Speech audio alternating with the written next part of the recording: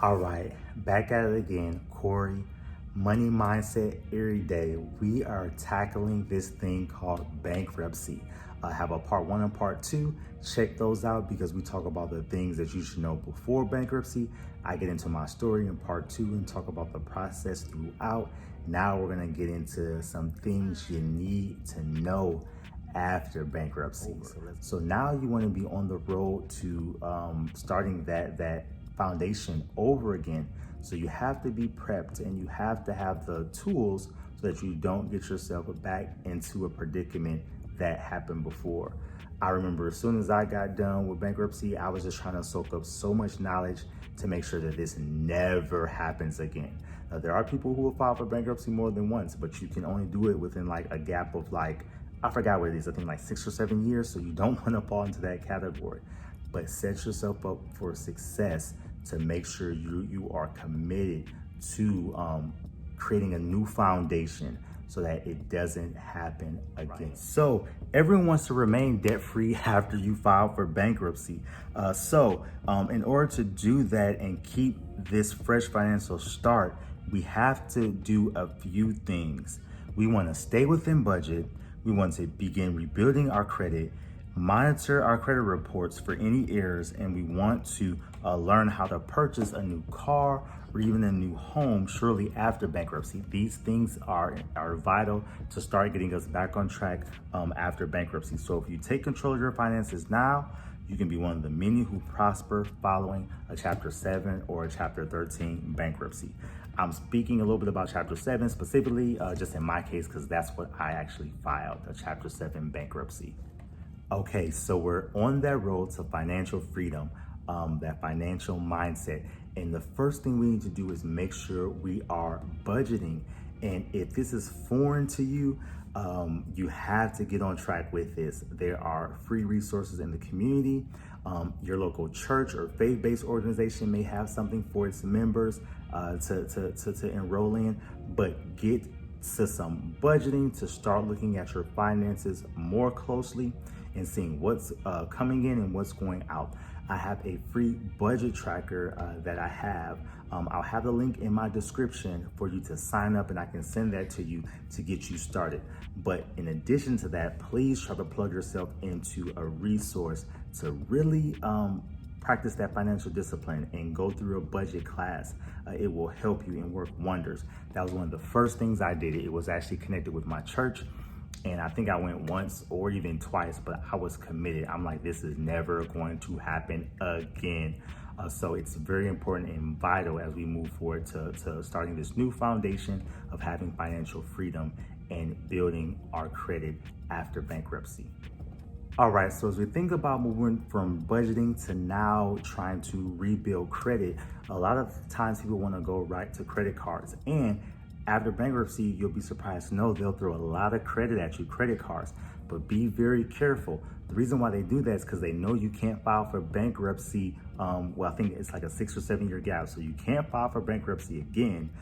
So they know that. So they want to send you credit cards to get you to start spending again. But you have to be careful with that. And if you budget and really learn about your budgeting, you'll make sure more isn't going out than is coming in. So if you do get a credit card, you're gonna make sure that you can cover that in cash.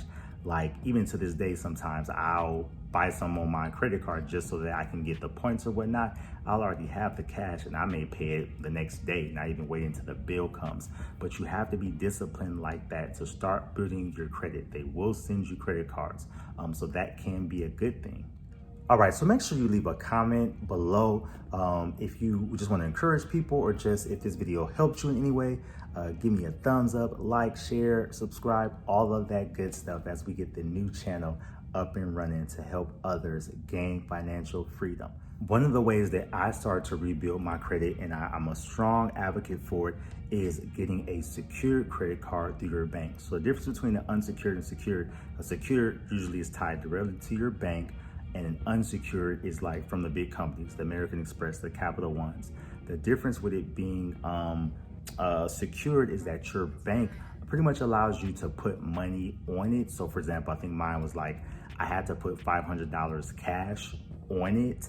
And I think I can let it drop below a certain a certain threshold, but I'm using it as a credit card, but it's almost like a debit card. So the bank knows the money is there. They're not just giving me money, but they know that the money is there, but they're reporting to the credit agency that I'm keeping that card in good standing with depositing money into it and then spending it, depositing money into it and then spending it appropriately. So that's the way you can start building your credit. And then if you stick with your bank, banks are really cool, especially credit unions. That's what I had and I still have to this day. They'll usually will give you a little bit more flexibility and room that you can even switch it to a regular credit card once you establish a little bit more credit. So do small steps like that to start rebuilding your credit and getting that foundation set up that will help catapult you for your future to have that financial free mindset. So another important key step, because actually there's tons of credit reporting agencies out there, like tons of them. But the three main ones, the big dogs that are out there are Experian, TransUnion, and Equifax. So you get a free credit report once a year. So I will go with the free route after your bankruptcy, or as I said, maybe wait a little bit after it's done and pay for it if you can afford it. But anyway, you want to just be checking your credit report at least once a year and double checking things just to make sure everything from your bankruptcy was put on or off of your credit report. It's starting to, it'll still show you, it'll show in your credit report that you have filed for bankruptcy and that, it'll hang on there, as I said, from 7 to 10 years. But all of those accounts should be zeroed out unless it's like a student loan or something like that. So pay attention to your credit report.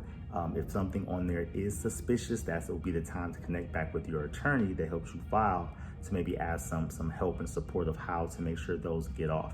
So yes, as we are rebuilding our credit, you want to pay attention to your credit report as well, just to make sure everything is good. And this is where I just want you to not be so stressed out. Again, it can suck having to go through this whole process, but that breath of fresh air once it's done does allow you to just move forward with life. And one of the things I was really scared about was eventually being able to purchase our first home and also purchase another car, because I had to give up the Mercedes and we did need another vehicle. But after maybe a few months, we were able to get a very affordable truck that I could pay the car note on. It wouldn't stretch me too thin. The interest rate wasn't crazy because, again, as you start over, they know that you can't file again. They know that you're trying to reestablish. So you'll be surprised what opportunities will be out there. And we actually were able to move forward. It was maybe 2 years after bankruptcy and purchase 2 to 3 years after bankruptcy and purchase our first home. So we were able to put like $1,000 down and actually build a brand new home. So as I said, there's life after bankruptcy. We all have different seasons of our life where things happen.